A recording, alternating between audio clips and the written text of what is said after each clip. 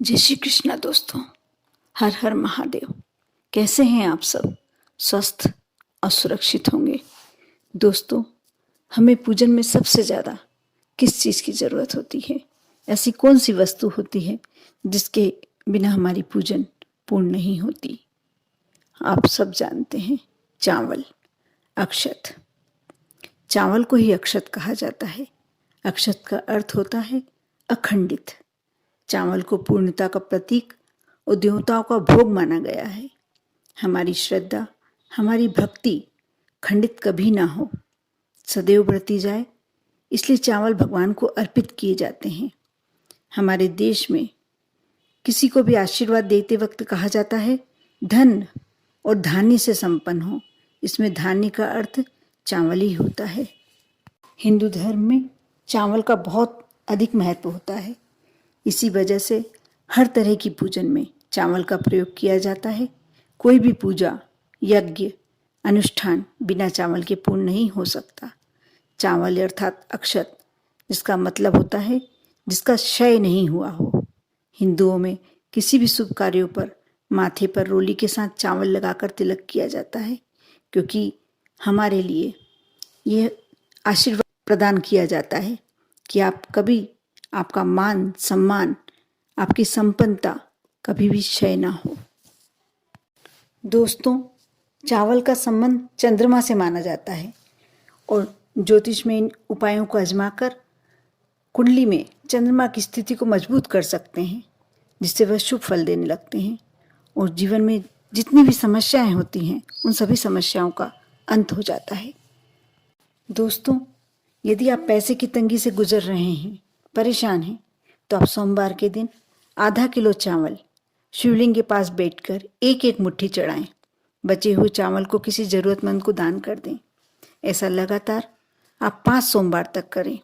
ध्यान रहे, शिवलिंग पर चढ़ाए जाने वाले चावल साबुत होने चाहिए, ना कि टूटे। टूटे हुए चावल किसी भी देवी देवता पर नहीं चढ़ाने चाहिए। यह उपाय करके आप धन प्राप्ति की योग बढ़ा सकते हैं। दोस्तों, अब मैं आपको ऐसा उपाय बताने जा रही हूँ जिसे करने के बाद आपके यहाँ यदि दरिद्रता है तो वह एकदम से समाप्त हो जाएगी। साथ ही आपके पास इतना धन आएगा, इतनी लक्ष्मी आने लगेगी कि आप समेटते समेटते परेशान हो जाओगे। आप चावल बनाते हैं रोजाना, सभी के घर, अधिकतर घरों में चावल बनाए जाते हैं।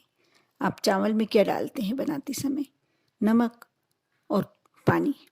आप चावल में थोड़ा सा दूध, ज़्यादा दूध नहीं, 1 चम्मच दूध, और चावल बनाते समय थोड़ी सी शक्कर, भले ही वह आधा चम्मच, 4 दाने। उसका स्वाद नहीं लाना अपने को उसके शुभ फल लाना है।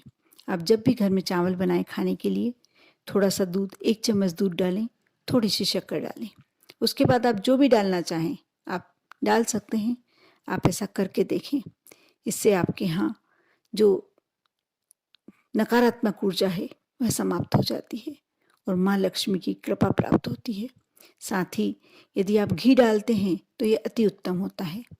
कहते हैं कभी भी 3 धान्य अपने घर में कभी समाप्त नहीं होना चाहिए। कभी चावल हमारे यहाँ समाप्त नहीं होना चाहिए। चावल का डिब्बा हमेशा जब आधे से नीचे आने लगे तो आपको फिर से पूरा भर के रखना चाहिए। साथ ही गेहूँ कभी भी ऐसा नहीं हो कि बिल्कुल ख़त्म हो जाए, बिल्कुल समाप्त हो जाए। थोड़ा थोड़ा गेहूँ रखा ही होना चाहिए। और साथ ही नमक जब आपके यहाँ थोड़ा सा बचे, समाप्त होने वाला है, तो आप तुरंत और बुला लें। नमक समाप्त होना अच्छा नहीं माना जाता। ये 3 चीज़ें आपको हमेशा अपने घर में, भले ही थोड़ी मात्रा में रह जाए, फिर आप बुला लें, लेकिन ये आपको समाप्त नहीं होने देना चाहिए। ये अशुभ फल देती है। आप जिस तरीके से चावल बताए गए हैं वह उस तरीके से बनाएं। आप देखना आपके यहाँ कैसे लक्ष्मी का प्रवेश शुरू हो जाता है। साथ ही इतना धन आता है, इतना धन आएगा कि आप समेटते समेटते पूरा जीवन आपका धन्य से भर जाएगा। आप करें, विश्वास करके, श्रद्धा करके। आप आपके जीवन में हमेशा माँ लक्ष्मी की कृपा बनी रहे। ओम नमः शिवाय।